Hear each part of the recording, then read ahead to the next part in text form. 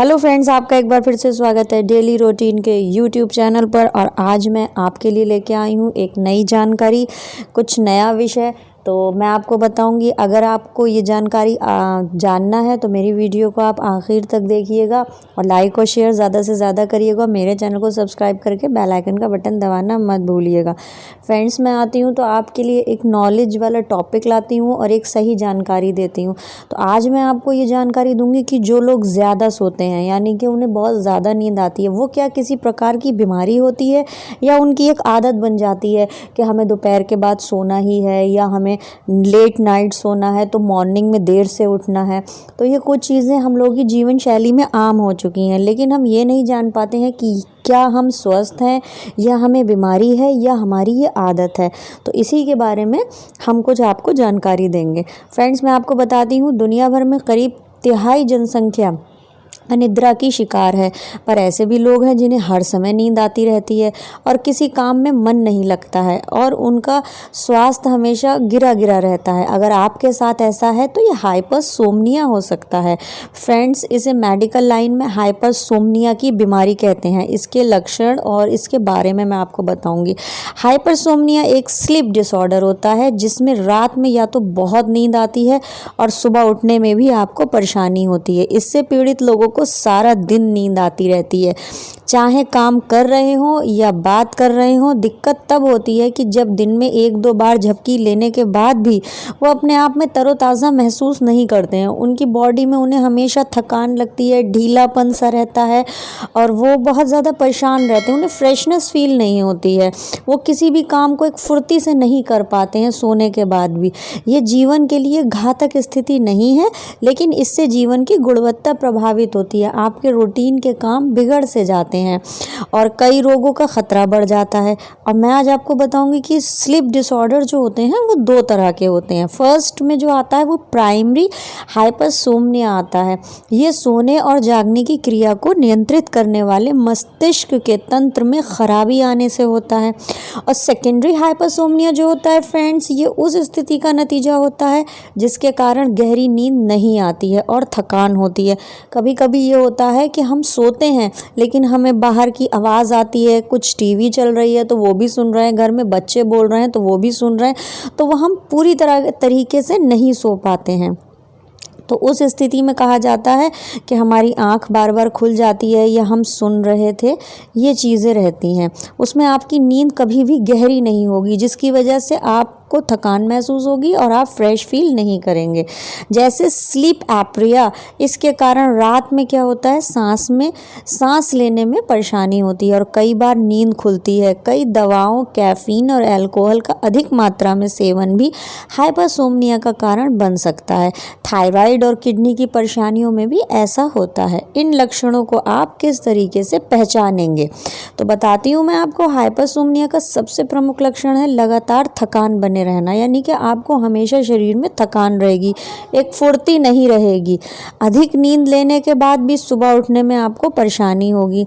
इसके अलावा ऊर्जा की कमी होगी, वही आपको फ्रेश फील नहीं होगा, आप में एनर्जी नहीं होगी, आप में चिड़चिड़ापन आ जाएगा, आप चिल्लाने लगेंगे, ज़रा सी बात पे आपको गुस्सा आएगा, एंग्जाइटी हो जाएगी, भूख नहीं लगेगी, सोचने और बोलने में परेशानी होगी, बेचैनी होगी, वह चीज़ों को याद नहीं रख पाएंगे, हल्के हल्के आप चीज़ों भी भूलने लगेंगे। आदि इस तरीके के लक्षण आपको देखने को मिलते हैं। कारण स्लीप डिसऑर्डर, नैक्रोप्लास्टी, दिन में उनीदापन महसूस करना और स्लीप एप्रिया, रात में सांस रुक जाना, लगातार कई रातों तक नींद पूरी न हो पाना, शिफ्ट में जॉब करना, मोटापा और शारीरिक सक्रियता की कमी, नशीली दवाओं व शराब का सेवन, कैफीन का अधिक मात्रा में सेवन, सिर में चोट लगना या कोई न्यूरोलॉजी समस्या हो सकती है। और आपको कुछ गलत दवाओं का असर भी हो सकता है। कुछ आपका ऐसा भी होता है कि आनुवंशिक कारण भी बन सकता है।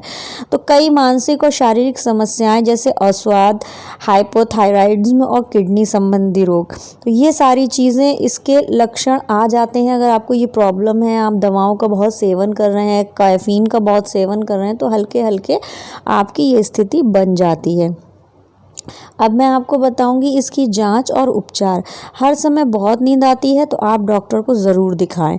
डॉक्टर आपके सोने उठने के समय, अवधि, खान पान की आदतों, भावनात्मक समस्याओं और स्थिति के बारे में आपसे ज़रूर पूछेगा।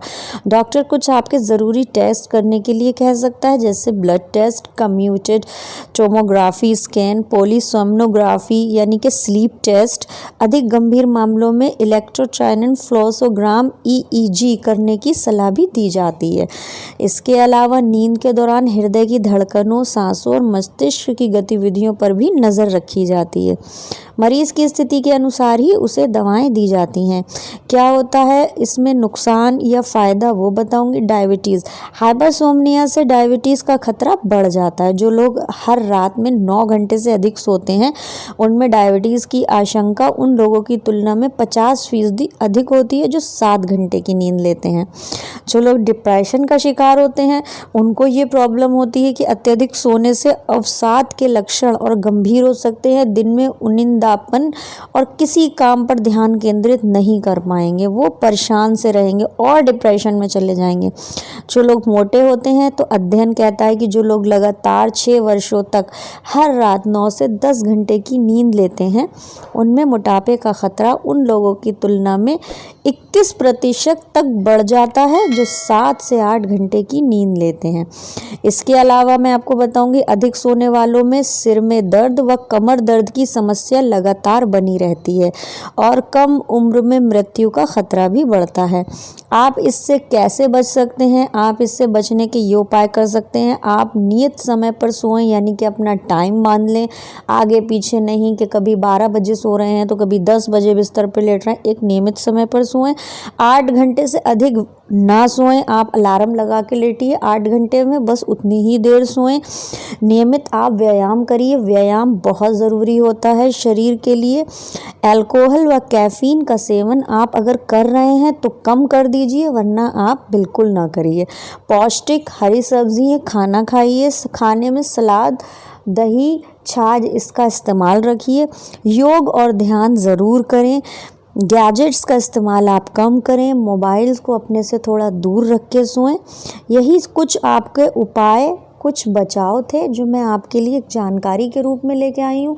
तो अगर आपको ये मेरा वीडियो अच्छा लगा हो, ये जानकारी अच्छी लगी हो तो इसे लाइक और शेयर ज़रूर करिएगा और मेरे चैनल को सब्सक्राइब करके बेल आइकन का बटन दबाना मत भूलिएगा।